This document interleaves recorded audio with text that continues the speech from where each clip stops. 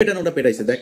তোদের লজ্জা সরম কোনো কিছু যদি থাকে জীবনে, আর এই হুমকি দেওয়ার সাহস পাইতেন। এখন তোরা হুমকি দিস লগি বৈঠা নিয়ে। কালকে আওয়ামী লীগের বিভিন্ন পেজে টেজে ওরা রাতে না পারে দেশে চলে আসে, এরকম এক পরিস্থিতি। লগি বৈঠা নিয়ে তারা নাকি মারা ফেলবে, খাই ফেলবে, একটা কেউ যেতে দিবি না, বেরোতে দিবি না। কই যাবে রে? বাংলাদেশের বিএনপি জামাতের লোকজন এই দেশেই ছিল, এই দেশেই আছে, এই দেশেই থাকবে। এনসিপির লোকজন এই দেশেই থাকবে। দেশে তাদের মধ্যে অনেক সমস্যা হবে, অনেক গ্যাঞ্জাম হবে তাদের নিজেদের মধ্যে। তারা দেশটা যাবে, তোরা দেশ ছাড়া পারবে। তোরা সারা জীবন তোদের 14 গোষ্ঠী বিয়ে করছে, বাইরে বিয়ে করছে বিধর্মীদের সাথে, তারপরে তোদের কিছু হইলেই দেশের বাইরে যাওয়া, এগুলো তোদের কাজ। খালেদা জিয়ারা পাঠাইতে পারে না, এর আগে দেশ থেকে পাঠাইতে পারে নাই, তোরা চলে গেছিস। তারপরে এই সমঝোতা করে তারপরে তোরা আসিস মইনুদ্দিন ফখরুদ্দিনের সেফ এক্সিট দিবি, এগুলো বলে। এগুলো তোদের কাজ। তোর বাপ 4 দিনের চোরাই মন্ত্রী হয়েছে, তোদের বাপেদের বইতে লেখা। চোরাই মন্ত্রী হয়ে আসে পাকিস্তানে যায়। 7ই মার্চ বাংলাদেশের মানুষ স্বাধীনতা চেয়েছিল, তোর বাপ পাকিস্তানের সাথে আলোচনা করতে করতে 24-25 মাস পর্যন্ত নিয়ে গিয়েছে। তোদের চরিত্র এটা, চুরি করে পলায় তারপরে থাকা। সাহস যদি থাকে এই দেশে, বাংলাদেশে বিএনপির আছে, জামাতের আছে, এনসিপির আছে, বাংলাদেশে তোদের ভেতরে যদি মিনিমাম কোনো মনুষ্যত্ববোধ থাকতো, বিবেকবোধ থাকতো, মানুষ যা চিন্তা করে ওই চিন্তা যদি আওয়ামী লীগের তোদের মাথায় থাকতো, জীবনে কোনোদিন আর মুখ উঁচু করে কথা বলতে পারতি না। তোর লজ্জা লাগে না তোদের? এখন এই যে সারাটা দেশে তোদের অবস্থা দেখ, সব আওয়ামী লীগ এখন, আমি বিএনপি ভাই, আমি জামাত, মাফ করে দেখ, ভুল হয়েছে বলতে চেষ্টা হলি। সারাটা দেশে তোদের এক অবস্থা। লজ্জা করে? এই লজ্জা তোরা মনে কর, কথার কথা তোরা আবার আসলি ক্ষমতায়, আসলি আবার ক্ষমতায় আসার পরে তারপরে তোরা দেশ চালাইলি, বিএনপি জামাতে পিডিআইটিতে আবার সোজা করে ফেললি। এই যে গত 9 মাস, কালকে তোর হাসিনা ক্ষমতায় আসলো মনে কর, কালকে হাসিনা ক্ষমতায় এলো, ইউনূস চলে গেল, যেমনটা শিরোনামে বলছিলাম, তোরা দেশ চালানো শুরু করলি। এই 9 মাসের ক্ষত, এই যে অপমান, এটার জবাব কি দিবি? তোরা তো বলতিস, আমরা তো 5 বছর বলতাম যে তোদের একদিন সময় আসবে আওয়ামী লীগ নামের উপরে মার খাবি, খালি শুনবে আওয়ামী লীগ মার খাবি।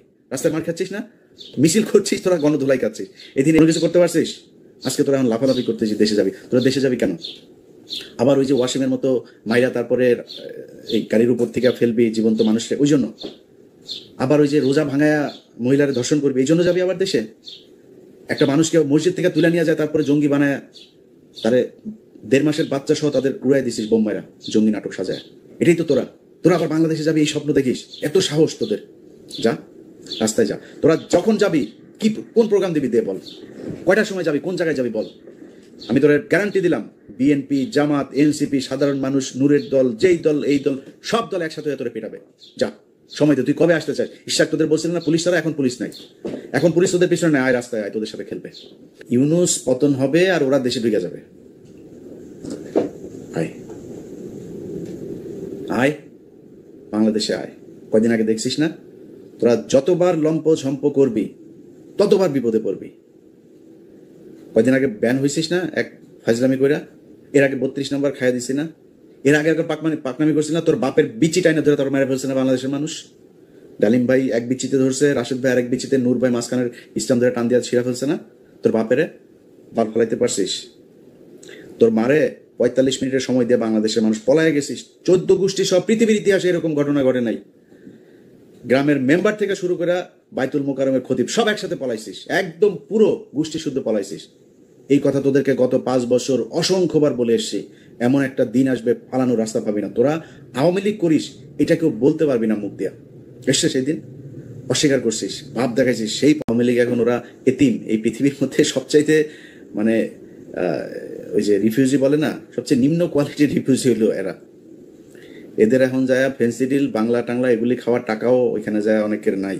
অনেকে খুব ভালো আছে, অনেকের নাই আর কি, খুব কষ্টে আছে। উন্নত কোনো দেশেও যাইতে পারে না, সুযোগ পায় নাই। বর্ডার পার হয়ে টপকায় যে কটা পারছে ওইখানে। সে ছোটবেলা থেকে শুনে আসছি যে এদের বাপদাদার বাড়ি নাকি ওইটা। এখন সেটা প্রমাণ পাইলাম, পারে না। আমরা কিছু বললে আমাদের বলে পাকিস্তান। আর আমরা তো পাকিস্তানি, আমার তো বাপ দাদা সব পাকিস্তানি, তোর বাপও পাকিস্তানি। তোর বাপ সবার শেষে বাংলাদেশে পশ্চিম পাকিস্তানের পাসপোর্ট হোল্ডার তোর বাপ। আমরা তো মানে আমরা দ্বিজাতি তত্ত্বের ভিত্তিতে আমরা তো পাকিস্তান জাতি হয়েই তো আমরা হয়েছি, কিন্তু আমরা পাকিস্তান যাই নাই জীবনে কোনোদিন। তোরা মাঝে মধ্যেই যাস, এখন পার্মানেন্ট গিয়েছিস।